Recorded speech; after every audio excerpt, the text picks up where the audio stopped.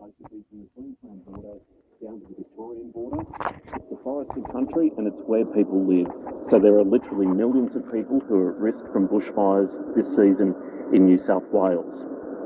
Last month alone, we saw more than 2,000 bush and grass fires across New South Wales.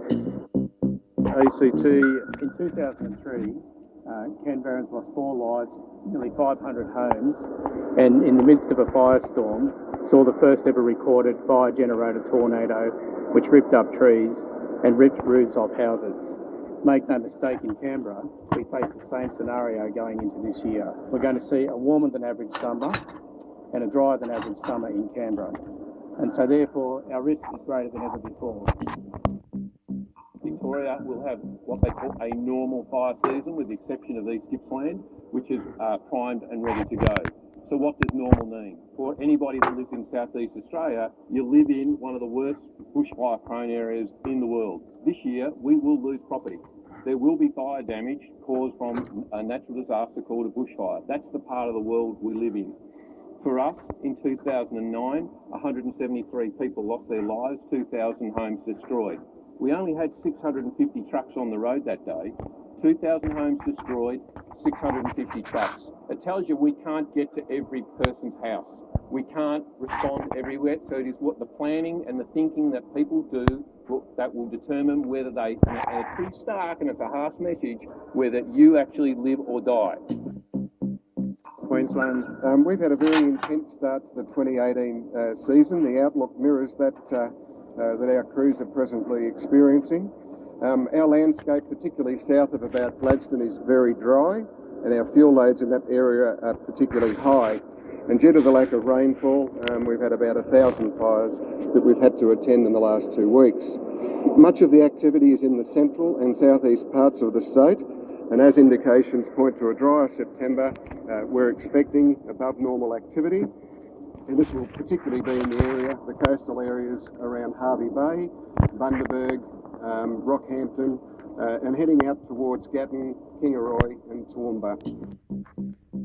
Western Australia's had an average rainfall season over the winter period, and the outlook is for a warmer and drier spring. And so while we haven't faced the drought conditions that have occurred on the east coast, the important thing for the communities of Western Australia to understand is that over 90% of the state of Western Australia is declared as bushfire prone.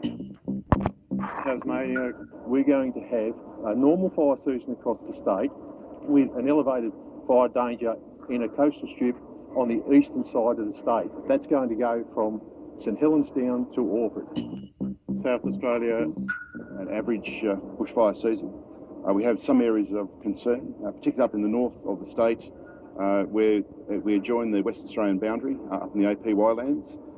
We've got areas within the Flinders Ranges and the mid-north which have some potential to be higher than average, and also into the Riverland and Murrayland. We do have concerns for the higher fire risk areas of the Mount Lofty Ranges, where there's density of population in bush areas. Fire chiefs from each state speaking in Perth today. Dr. Richard Thornton is the Chief Executive Officer of the Bushfire and Natural Hazards Cooperative Research Centre. He says the threat of bushfire is now a year-round situation in Australia. I spoke to him a little earlier. Well, I think the key message that we're talking about now is that we've already seen fires in August in southern New South Wales, in Victoria, and of course to Queensland and northern New South Wales, where August is a bit more usual. The key message, I think, is that communities need to be aware that this year is going to be a very early start to the fire season. In fact, some places have already declared a fire season. Fires on a warm day, windy days will carry and will continue to burn. So it doesn't really matter what month it is. People need to be ready now, be thinking about their plans, work out if they're going to leave, when are they going to leave, where are they going to go, which route are they going to take, what are the trigger points that say that's when I'm going to go. And think about it now and not wait until the fire's coming over the horizon. Is this uncharted waters for Australia? Is this the kind of environment we live in now? Is this something we need to kind of get used to? I don't know that it's uncharted waters. Australia has always been the land of fire. And particularly in Victoria and New South Wales, we're some of the most fire-prone areas in the world. This year is different just because of the drought. It makes all that fuel that's in the landscape available to burn. And the fact that it's so dry already means that as we move into summer, it's just going to get drier. So we're seeing conditions which are around the world seem to be indicating that fire seasons are getting longer, that they're starting earlier and finishing later. If that starts to overlap between the north and south hemispheres, then we have sort of issues around when does the northern hemisphere release the planes and helicopters to the south. So a lot of those resource sharing arrangements will need to be thought about in the longer term. It's not going to happen tomorrow, but in the longer term, we need to think about those resource sharing conditions. You've spoken before about where people live, where they choose to live, and the types of accommodation they choose to build in fire-prone areas. What sort of thinking do you think needs to go on around that?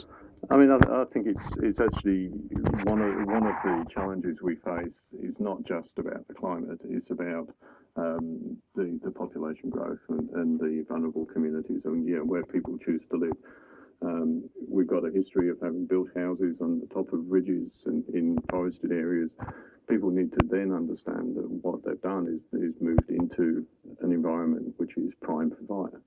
So they need to be at least aware of that and look at how their house is constructed and what they're doing around the house so that they can actually prepare when the fire comes up the hill. In the future, we also need to look at how do we do subdivisions, how do we do strategic land management for new developments, because if we're looking at doubling the population in the next 100 years, where are they all going to live? Is it all about densification in the cities, or are they all going to go out into the regional areas?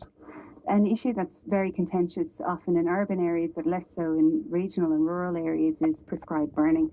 And if you were living in, say, the Northern Territory, you'd often just see some prescribed burning happening on the side of the road. Mm-hmm. But then near an urban centre, people will complain about the smoke that's created by that prescribed burning. What's your stance on prescribed burning and how it should be used in Australia? Well, prescribed burning is a very valuable tool for risk reduction. I mean, what it does is it removes fuels from the landscape so that when the fire does come, because it doesn't stop fires, what it does is it reduces fuels, which make fires less intense, reduces the amount of spotting, slows them down, which gives either the firefighters or the weather time to do something about the fire. There's a lot of evidence to show that works really effectively, that it can hold up a fire long enough for a change in the weather, for example. But importantly, close to houses, it can have a huge impact in the amount of radiant heat that impacts on houses, the ember density that comes down on houses. And we know from a lot of our research that the main cause of house loss is embers. It's not the radiant heat as much. So if we can reduce the density of those embers coming in, then we can reduce the losses of houses. For those who push back against it, what do you say to them? Look, many of those people have legitimate reasons why they have concerns, whether it's smoke and the impact on asthma sufferers, whether it's some of the ecological concerns. So some of those concerns are legitimate concerns, and they need to be factored in, and indeed are factored in, to the prescribed burning planning that the agencies and the departments are doing. The amount of warning that we can give to people who suffer from asthma, for example, to stay indoors or turn on air conditioning during those periods. At the end of the day, if we look at the impact of a large, hot fire, that's going to cause a lot more damage to ecology and to produce smoke than any of the prescribed burning is going to do. Chief Executive Officer of the Bushfire and Natural Hazards CRC, Dr. Richard Thornton, thanks for talking to Australia Wide. Not a problem, thank you. ABC Australia Wide. Country people. Suffering Pro was cancelled halfway through. Okay, so that's where we are at this point in time. So here and now, I'm kind of a little bit lucky. In August, I measured 52.95 millimetres, and in July, 51.6. So what that means is that while when you compare this year to an average year, it is in fact true that the last 2 months have been 33% and 12.1% above the average annual rainfall for July and August, we're still looking at a greatly underperforming rainfall for pretty much the first half of the year, which means that when we look at the accumulated rainfall for an average year compared to where we are now, going into September, yeah, it doesn't look good. The landscape has been dried out, and even though we're getting slightly above average rain at the moment, it would take a concerted 6 months at the current rate of rainfall before we're anywhere near coming back to being, quote, normal. So when you consider that it was in July that I first began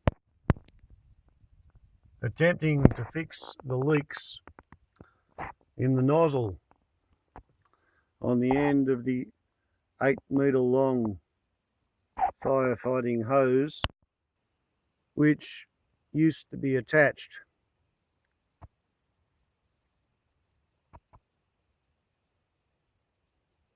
to the Wormhole Brothers Simplex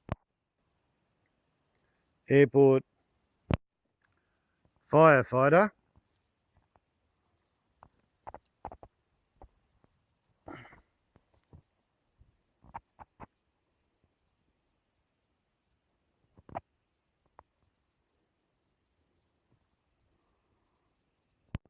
And then continued on to go and lash out and buy a water pump like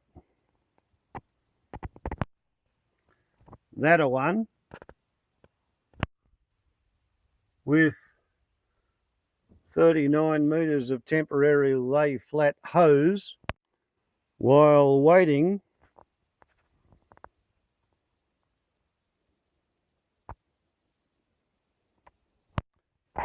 for the 36 metre 25 millimetre fire reel hose to arrive in town so I could connect it to a 3-way adjustable pistol grip nozzle and set it up, figure 8 flaked, ready for instant deployment. Because sometimes a firefighting backpack simply isn't quite up to the task.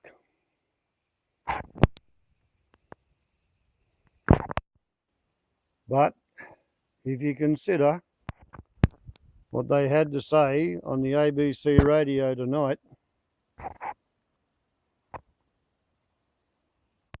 regarding making something of a serious fire plan, then apparentarily, and we're looking at a new buoy wall and a buoy wall, an old one full of water, and over there the epitome of the concept of having a pair and a spare.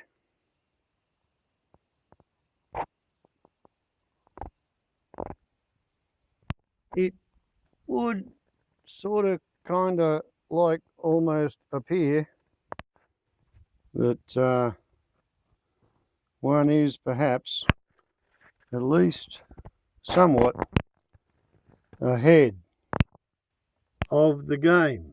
6th of September, the authorities have just warned that millions of Australians on the east coast of Australia are at serious risk of dying in a bushfire this summer. And I started preparing for this on the 24th of July, which means that I'm approximately 6 weeks ahead of the game. Wobbles on a lot to YouTube. Ciao.